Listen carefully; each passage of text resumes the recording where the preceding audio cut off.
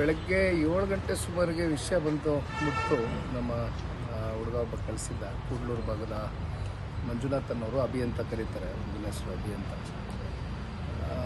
ದಯಮಾಡಿ ಚುನಾವಣೆಗಳ ಏರುಪೇರು ಇರುತ್ತೆ, ಆದರೆ ಪಕ್ಷದ ಕಾರ್ಯಕರ್ತರುಗಳಿಗೆ ಮಾಧ್ಯಮದ ಮೂಲಕ ಮನವಿ ಮಾಡ್ತಾನೆ. ಯಾವ ಕಾರಣಕ್ಕೂ ಕೂಡ ಇಂಥ ಒಂದು ಸನ್ನಿವೇಶಕ್ಕೆ ನಿಮ್ಮ ಕುಟುಂಬವನ್ನು ಎದುರಿಸ್ತಕ್ಕಂಥ ಒಂದು ಸಂದಿಗ್ಧ ಪರಿಸ್ಥಿತಿಯಲ್ಲಿ ಯಾರನ್ನೂ ಕೂಡ ದೂಡಬೇಡಿ. ದಯಮಾಡಿ ನಿಮ್ಮ ಈ ಒಂದು ಪ್ರೀತಿ ವಿಶ್ವಾಸಕ್ಕೆ ನಾವೆಲ್ಲರೂ ಋಣಿಯಾಗಿರ್ತೇವೆ. ಆದರೆ ಚುನಾವಣೆಗಳಲ್ಲಿ ಗೆಲುವು ಸೋಲು ಅಂತಕ್ಕಂಥದ್ದು ಸಹಜ. ಅದಕ್ಕೆ ಯಾರೂ ಕೂಡ ಧೃತಿಗೆಟ್ಟು ಈ ರೀತಿಯಾದಂಥ ಕೃತ್ಯಗಳಿಗೆ ನಿಮ್ಮನ್ನು ನೀವು ಒಳಪಡಿಸ್ಕೊಳ್ಬೇಡಿ ಅಂತಕ್ಕಂಥದ್ದು ಮನವಿ ಮಾಡ್ತಿದ್ದೇನೆ. ಸರ್, ಯೋಗೇಶ್ವರ್ ಹೇಳ್ತಾರೆ ದೇವೇಗೌಡರು ನಿವೃತ್ತಿ ಆಗಬೇಕು ಅಂತ, ಚುನಾವಣಾ ನಿವೃತ್ತಿ, ರಾಜಕೀಯ ನಿವೃತ್ತಿ ಘೋಷಣೆ. ಸನ್ಮಾನ್ಯ ದೇವೇಗೌಡರು ಸಾಹೇಬರು ಅಧಿಕಾರಕ್ಕೋಸ್ಕರ ರಾಜಕಾರಣ ಮಾಡ್ತಾ ಇಲ್ಲ.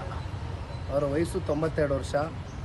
ಅವರ ಮಾರ್ಗದರ್ಶನ ದೇಶ ಕಟ್ತಕ್ಕಂಥದಕ್ಕೆ, ನಮ್ಮ ರಾಜ್ಯವನ್ನು ಕಟ್ತಕ್ಕಂಥದಕ್ಕೆ ಬೇಕು ಅಂತಕ್ಕಂಥದ್ದು ದೇಶದ ಗೌರವಾನ್ವಿತ ಪ್ರಧಾನಮಂತ್ರಿಗಳು ಶ್ರೀ ನರೇಂದ್ರ ಮೋದಿಜಿಯವರು ಅನೇಕ ಸಂದರ್ಭದಲ್ಲಿ ಮಾತನಾಡಿದ್ದಾರೆ. ಹಾಗಾಗಿ ಇಲ್ಲಿ ಯಾವುದೋ ಅಧಿಕಾರದ ದಾಹಕ್ಕೆ, ಅಧಿಕಾರಕ್ಕೆ ಅಂಟ್ಕೊಂಡು ಇವತ್ತು ಸನ್ಮಾನ್ಯ ದೇವೇಗೌಡರು ಸಾಹೇಬರು ರಾಜಕಾರಣವನ್ನು ಮಾಡ್ತಾ ಇಲ್ಲ. ಪ್ರಾಮಾಣಿಕವಾಗಿ ಕಳೆದ 62 ವರ್ಷದ ದೀರ್ಘಕಾಲದ ರಾಜಕಾರಣದ ಬದುಕಲ್ಲಿ ಸನ್ಮಾನ್ಯ ದೇವೇಗೌಡರು ಏನನ್ನೂ ಕೂಡ ಅಪೇಕ್ಷೆಯನ್ನು ಇಟ್ಕೊಳ್ದಿರ ಕೇವಲ 3.5 ವರ್ಷ ಅಷ್ಟೇ ಅವರು ಅಧಿಕಾರ ಅವಧಿಯನ್ನು ನೋಡಿರ್ತಕ್ಕಂಥದ್ದು 62 ವರ್ಷದಲ್ಲಿ. ಹಾಗಾಗಿ ಅವರು ನಿವೃತ್ತಿಗೊಳ್ಬೇಕಾ ಅಥವಾ ಮುಂದುವರಿಬೇಕಾ ರಾಜಕಾರಣದಲ್ಲಿ ಅಂತಕ್ಕಂಥದ್ದು ರಾಜ್ಯದ 7.5 ಕೋಟಿ ಜನತೆ ತೀರ್ಮಾನ ಮಾಡಿದ್ದಾರೆ.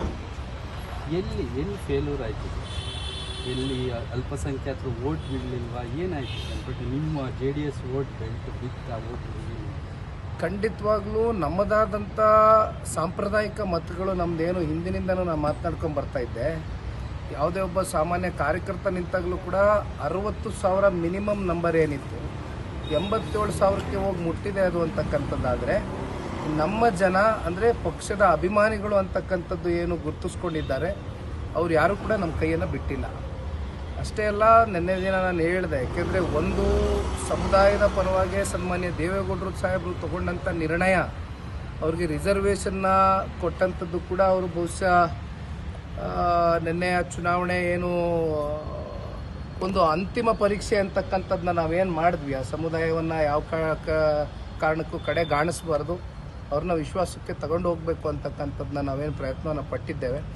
ಆದರೆ ಬಹುಶಃ ನಮ್ಮ ಒಂದು ಅವಶ್ಯಕತೆ ಅವ್ರಿಗಿಲ್ಲ ಅಂತಕ್ಕಂಥದ್ದು ನಿನ್ನೆ ದಿನ ಚುನಾವಣೆ ರಿಸಲ್ಟ್ ಮೂಲಕ ನಮಗೆ ಬೆಳಗ್ಗೆ 7 ಗಂಟೆ ಸುಮಾರಿಗೆ ವಿಷಯ ಮುಟ್ಟು ನಮ್ಮ ಹುಡುಗ ಒಬ್ಬ ಕಳಿಸಿದ್ದ. ಕೂಡ್ಲೂರು ಭಾಗದ ಮಂಜುನಾಥ್ ಅನ್ನೋರು, ಅಭಿ ಅಂತ ಕರೀತಾರೆ, ಮುಂದಿನ ಹೆಸರು ಅಭಿ ಅಂತ. ದಯಮಾಡಿ ಚುನಾವಣೆಗಳ ಏರುಪೇರು ಇರುತ್ತೆ, ಆದರೆ ಪಕ್ಷದ ಕಾರ್ಯಕರ್ತರುಗಳಿಗೆ ಮಾಧ್ಯಮದ ಮೂಲಕ ಮನವಿ ಮಾಡ್ತಾನೆ. ಯಾವ ಕಾರಣಕ್ಕೂ ಕೂಡ ಇಂಥ ಒಂದು ಸನ್ನಿವೇಶಕ್ಕೆ ನಿಮ್ಮ ಕುಟುಂಬವನ್ನು ಎದುರಿಸ್ತಕ್ಕಂಥ ಒಂದು ಸಂದಿಗ್ಧ ಪರಿಸ್ಥಿತಿಯಲ್ಲಿ ಯಾರನ್ನೂ ಕೂಡ ದೂಡಬೇಡಿ. ದಯಮಾಡಿ ನಿಮ್ಮ ಈ ಒಂದು ಪ್ರೀತಿ ವಿಶ್ವಾಸಕ್ಕೆ ನಾವೆಲ್ಲರೂ ಋಣಿಯಾಗಿರ್ತೇವೆ. ಆದರೆ ಚುನಾವಣೆಗಳಲ್ಲಿ ಗೆಲುವು ಸೋಲು ಅಂತಕ್ಕಂಥದ್ದು ಸಹಜ. ಅದಕ್ಕೆ ಯಾರೂ ಕೂಡ ಧೃತಿಗೆಟ್ಟು ಈ ರೀತಿಯಾದಂಥ ಕೃತ್ಯಗಳಿಗೆ ನಿಮ್ಮನ್ನು ನೀವು ಒಳಪಡಿಸ್ಕೊಳ್ಬೇಡಿ ಅಂತಕ್ಕಂಥದ್ದು ಮನವಿ ಮಾಡ್ತಿದ್ದೇನೆ. ಸರ್, ಯೋಗೇಶ್ವರ್ ಹೇಳ್ತಾರೆ ದೇವೇಗೌಡರು ನಿವೃತ್ತಿ ಆಗಬೇಕು ಅಂತ, ಚುನಾವಣಾ ನಿವೃತ್ತಿ, ರಾಜಕೀಯ ನಿವೃತ್ತಿ ಘೋಷಣೆ. ಸನ್ಮಾನ್ಯ ದೇವೇಗೌಡರು ಸಾಹೇಬರು ಅಧಿಕಾರಕ್ಕೋಸ್ಕರ ರಾಜಕಾರಣ ಮಾಡ್ತಾ ಇಲ್ಲ. ಅವರ ವಯಸ್ಸು 92 ವರ್ಷ.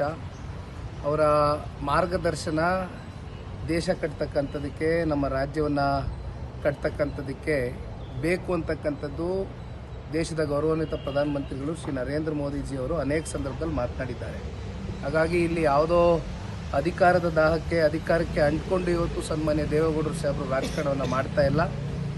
ಪ್ರಾಮಾಣಿಕವಾಗಿ ಕಳೆದ 62 ವರ್ಷದ ದೀರ್ಘಕಾಲದ ರಾಜಕಾರಣದ ಬದುಕಲ್ಲಿ ಸನ್ಮಾನ್ಯ ದೇವೇಗೌಡರು ಏನನ್ನೂ ಕೂಡ ಅಪೇಕ್ಷೆಯನ್ನು ಇಟ್ಕೊಳ್ದಿರ ಕೇವಲ 3.5 ವರ್ಷ ಅಷ್ಟೇ ಅವರು ಅಧಿಕಾರ ಅವಧಿಯನ್ನು ನೋಡಿರ್ತಕ್ಕಂಥದ್ದು 62 ವರ್ಷದಲ್ಲಿ. ಹಾಗಾಗಿ ಅವರು ನಿವೃತ್ತಿಗೊಳ್ಬೇಕಾ ಅಥವಾ ಮುಂದುವರಿಬೇಕಾ ರಾಜಕಾರಣದಲ್ಲಿ ಅಂತಕ್ಕಂಥದ್ದು ರಾಜ್ಯದ 7.5 ಕೋಟಿ ಜನತೆ ತೀರ್ಮಾನ ಮಾಡಿದ್ದಾರೆ. ಎಲ್ಲಿ ಫೇಲ್ಯೂರ್ ಆಯಿತು, ಎಲ್ಲಿ ಅಲ್ಪಸಂಖ್ಯಾತರು ವೋಟ್ ಬಿಡಲಿಲ್ವಾ, ಏನಾಯಿತು ಅಂದ್ಬಿಟ್ಟು ನಿಮ್ಮ JDS ವೋಟ್ ಬಿತ್ತ ವೋಟ್? ಖಂಡಿತವಾಗ್ಲೂ ನಮ್ಮದಾದಂಥ ಸಾಂಪ್ರದಾಯಿಕ ಮತಗಳು ನಮ್ಮದೇನು ಹಿಂದಿನಿಂದನೂ ನಾನು ಮಾತನಾಡ್ಕೊಂಡು ಬರ್ತಾ ಇದ್ದೆ.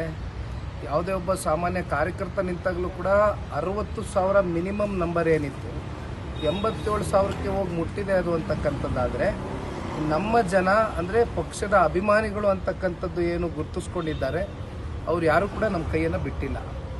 ಅಷ್ಟೇ ಅಲ್ಲ, ನಿನ್ನೆ ದಿನ ನಾನು ಹೇಳಿದೆ, ಯಾಕೆಂದರೆ ಒಂದು ಸಮುದಾಯದ ಪರವಾಗಿ ಸನ್ಮಾನ್ಯ ದೇವೇಗೌಡರು ಸಾಹೇಬರು ತಗೊಂಡಂಥ ನಿರ್ಣಯ, ಅವ್ರಿಗೆ ರಿಸರ್ವೇಷನ್ನ ಕೊಟ್ಟಂಥದ್ದು ಕೂಡ ಅವರು ಬಹುಶಃ ನಿನ್ನೆಯ ಚುನಾವಣೆ ಏನು ಒಂದು ಅಂತಿಮ ಪರೀಕ್ಷೆ ಅಂತಕ್ಕಂಥದ್ದನ್ನ ನಾವೇನು ಮಾಡಿದ್ವಿ, ಆ ಸಮುದಾಯವನ್ನು ಯಾವ ಕಾರಣಕ್ಕೂ ಕಡೆಗಾಣಿಸಬಾರ್ದು, ಅವ್ರನ್ನ ವಿಶ್ವಾಸಕ್ಕೆ ತಗೊಂಡು ಹೋಗಬೇಕು ಅಂತಕ್ಕಂಥದ್ದನ್ನ ನಾವೇನು ಪ್ರಯತ್ನವನ್ನು ಪಟ್ಟಿದ್ದೇವೆ. ಆದರೆ ಬಹುಶಃ ನಮ್ಮ ಒಂದು ಅವಶ್ಯಕತೆ ಅವ್ರಿಗಿಲ್ಲ ಅಂತಕ್ಕಂಥದ್ದು ನಿನ್ನೆ ದಿನ ಚುನಾವಣೆ ರಿಸಲ್ಟ್ ಮೂಲಕ ನಮಗೆ ಬೆಳಗ್ಗೆ 7 ಗಂಟೆ ಸುಮಾರಿಗೆ ವಿಷಯ ಬಂತು ಮುಟ್ಟು. ನಮ್ಮ ಹುಡುಗ ಒಬ್ಬ ಕಳಿಸಿದ್ದ, ಕೂಡ್ಲೂರು ಭಾಗದ ಮಂಜುನಾಥ್ ಅನ್ನೋರು, ಅಭಿ ಅಂತ ಕರೀತಾರೆ, ಮುಂದಿನ ಹೆಸರು ಅಭಿ ಅಂತ. ದಯಮಾಡಿ ಚುನಾವಣೆಗಳ ಏರುಪೇರು ಇರುತ್ತೆ, ಆದರೆ ಪಕ್ಷದ ಕಾರ್ಯಕರ್ತರುಗಳಿಗೆ ಮಾಧ್ಯಮದ ಮೂಲಕ ಮನವಿ ಮಾಡ್ತೇನೆ, ಯಾವ ಕಾರಣಕ್ಕೂ ಕೂಡ ಇಂಥ ಒಂದು ಸನ್ನಿವೇಶಕ್ಕೆ ನಿಮ್ಮ ಕುಟುಂಬವನ್ನು ಎದುರಿಸ್ತಕ್ಕಂಥ ಒಂದು ಸಂದಿಗ್ಧ ಪರಿಸ್ಥಿತಿಯಲ್ಲಿ ಯಾರನ್ನೂ ಕೂಡ ದೂಡಬೇಡಿ. ದಯಮಾಡಿ ನಿಮ್ಮ ಈ ಒಂದು ಪ್ರೀತಿ ವಿಶ್ವಾಸಕ್ಕೆ ನಾವೆಲ್ಲರೂ ಋಣಿಯಾಗಿರ್ತೇವೆ. ಆದರೆ ಚುನಾವಣೆಗಳಲ್ಲಿ ಗೆಲುವು ಸೋಲು ಅಂತಕ್ಕಂಥದ್ದು ಸಹಜ, ಅದಕ್ಕೆ ಯಾರೂ ಕೂಡ ಧೃತಿಗೆಟ್ಟು ಈ ರೀತಿಯಾದಂಥ ಕೃತ್ಯಗಳಿಗೆ ನಿಮ್ಮನ್ನು ನೀವು ಒಳಪಡಿಸ್ಕೊಳ್ಬೇಡಿ ಅಂತಕ್ಕಂಥದ್ದು ಮನವಿ ಮಾಡ್ತಿದ್ದೇನೆ. ಸರ್, ಯೋಗೇಶ್ವರ ಹೇಳ್ತಾರೆ ದೇವೇಗೌಡರು ನಿವೃತ್ತಿ ಆಗಬೇಕು ಅಂತ, ಚುನಾವಣಾ ನಿವೃತ್ತಿ, ರಾಜಕೀಯ ನಿವೃತ್ತಿಗೆ ಹೋಗ್ತಾರೆ. ಸನ್ಮಾನ್ಯ ದೇವೇಗೌಡರು ಸಾಹೇಬರು ಅಧಿಕಾರಕ್ಕೋಸ್ಕರ ರಾಜಕಾರಣ ಮಾಡ್ತಾ ಇಲ್ಲ. ಅವರ ವಯಸ್ಸು 92 ವರ್ಷ. ಅವರ ಮಾರ್ಗದರ್ಶನ ದೇಶ ಕಟ್ತಕ್ಕಂಥದ್ದಕ್ಕೆ, ನಮ್ಮ ರಾಜ್ಯವನ್ನು ಕಟ್ತಕ್ಕಂಥದ್ದಕ್ಕೆ ಬೇಕು ಅಂತಕ್ಕಂಥದ್ದು ದೇಶದ ಗೌರವಾನ್ವಿತ ಪ್ರಧಾನಮಂತ್ರಿಗಳು ಶ್ರೀ ನರೇಂದ್ರ ಮೋದಿಜಿಯವರು ಅನೇಕ ಸಂದರ್ಭದಲ್ಲಿ ಮಾತನಾಡಿದ್ದಾರೆ. ಹಾಗಾಗಿ ಇಲ್ಲಿ ಯಾವುದೋ ಅಧಿಕಾರದ ದಾಹಕ್ಕೆ, ಅಧಿಕಾರಕ್ಕೆ ಅಂಟ್ಕೊಂಡು ಇವತ್ತು ಸನ್ಮಾನ್ಯ ದೇವೇಗೌಡರು ಸಾಹೇಬರು ರಾಜಕಾರಣವನ್ನು ಮಾಡ್ತಾ ಇಲ್ಲ. ಪ್ರಾಮಾಣಿಕವಾಗಿ ಕಳೆದ 62 ವರ್ಷದ ದೀರ್ಘಕಾಲದ ರಾಜಕಾರಣದ ಬದುಕಲ್ಲಿ ಸನ್ಮಾನ್ಯ ದೇವೇಗೌಡರು ಏನನ್ನೂ ಕೂಡ ಅಪೇಕ್ಷೆಯನ್ನು ಇಟ್ಕೊಳ್ದಿರ ಕೇವಲ 3.5 ವರ್ಷ ಅಷ್ಟೇ ಅವರು ಅಧಿಕಾರ ಅವಧಿಯನ್ನು ನೋಡಿರ್ತಕ್ಕಂಥದ್ದು 62 ವರ್ಷದಲ್ಲಿ. ಹಾಗಾಗಿ ಅವರು ನಿವೃತ್ತಿಗೊಳ್ಬೇಕಾ ಅಥವಾ ಮುಂದುವರಿಬೇಕಾ ರಾಜಕಾರಣದಲ್ಲಿ ಅಂತಕ್ಕಂಥದ್ದು ರಾಜ್ಯದ 7.5 ಕೋಟಿ ಜನತೆ ತೀರ್ಮಾನ ಮಾಡಿದ್ದಾರೆ. ಎಲ್ಲಿ ಫೇಲ್ಯೂರ್ ಆಯಿತು, ಎಲ್ಲಿ ಅಲ್ಪಸಂಖ್ಯಾತರು ವೋಟ್ ಬಿಡಲಿಲ್ವಾ, ಏನಾಯಿತು ಅಂದ್ಬಿಟ್ಟು ನಿಮ್ಮ JDS ವೋಟ್ ಬೆಲ್ಟ್ ಬಿತ್ತ ವೋಟ್ ಖಂಡಿತವಾಗ್ಲೂ ನಮ್ಮದಾದಂಥ ಸಾಂಪ್ರದಾಯಿಕ ಮತಗಳು, ನಮ್ಮದೇನು ಹಿಂದಿನಿಂದನೂ ನಾನು ಮಾತನಾಡ್ಕೊಂಡು ಬರ್ತಾ ಇದ್ದೆ, ಯಾವುದೇ ಒಬ್ಬ ಸಾಮಾನ್ಯ ಕಾರ್ಯಕರ್ತ ನಿಂತಾಗಲೂ ಕೂಡ 60,000 ಮಿನಿಮಮ್ ನಂಬರ್ ಏನಿತ್ತು 87,000ಕ್ಕೆ ಹೋಗಿ ಮುಟ್ಟಿದೆ ಅದು ಅಂತಕ್ಕಂಥದ್ದಾದರೆ, ನಮ್ಮ ಜನ ಅಂದರೆ ಪಕ್ಷದ ಅಭಿಮಾನಿಗಳು ಅಂತಕ್ಕಂಥದ್ದು ಏನು ಗುರುತಿಸ್ಕೊಂಡಿದ್ದಾರೆ ಅವ್ರು ಯಾರು ಕೂಡ ನಮ್ಮ ಕೈಯನ್ನು ಬಿಟ್ಟಿಲ್ಲ. ಅಷ್ಟೇ ಅಲ್ಲ, ನಿನ್ನೆ ದಿನ ನಾನು ಹೇಳಿದೆ, ಯಾಕೆಂದರೆ ಒಂದು ಸಮುದಾಯದ ಪರವಾಗಿ ಸನ್ಮಾನ್ಯ ದೇವೇಗೌಡರು ಸಾಹೇಬರು ತಗೊಂಡಂಥ ನಿರ್ಣಯ, ಅವ್ರಿಗೆ ರಿಸರ್ವೇಷನ್ನ ಕೊಟ್ಟಂಥದ್ದು ಕೂಡ ಅವರು ಬಹುಶಃ ನಿನ್ನೆಯ ಚುನಾವಣೆ ಏನು ಒಂದು ಅಂತಿಮ ಪರೀಕ್ಷೆ ಅಂತಕ್ಕಂಥದ್ದನ್ನ ನಾವೇನು ಮಾಡಿದ್ವಿ, ಆ ಸಮುದಾಯವನ್ನು ಯಾವ ಕಾರಣಕ್ಕೂ ಕಡೆಗಾಣಿಸಬಾರ್ದು, ಅವ್ರನ್ನ ವಿಶ್ವಾಸಕ್ಕೆ ತಗೊಂಡು ಹೋಗಬೇಕು ಅಂತಕ್ಕಂಥದ್ದನ್ನ ನಾವೇನು ಪ್ರಯತ್ನವನ್ನು ಪಟ್ಟಿದ್ದೇವೆ.